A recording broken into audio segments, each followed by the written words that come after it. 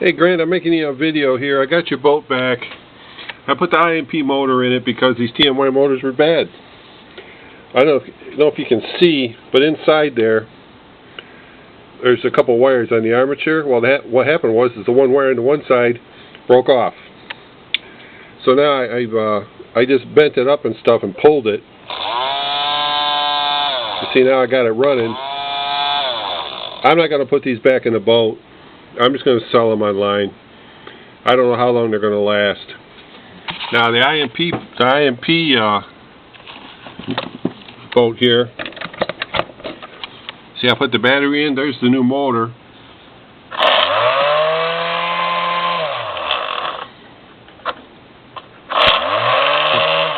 See, even now it's touchy with the switch. See how you push it in a little bit? Forward, reverse, forward, reverse.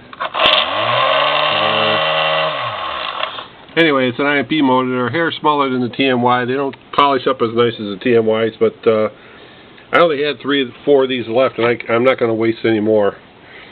I took this one apart, got it running too, but that's what the problem was.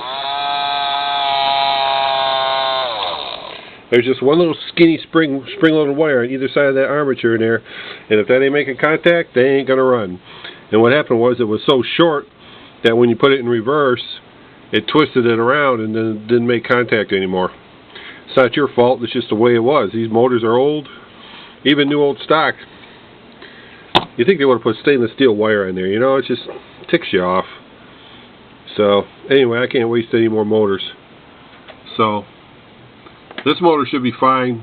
You shouldn't have problems with these. I'll run them for a while and see what happens. Forward and reverse. But, you know, I can't guarantee how long they're going to last. So, that's part of this old crap.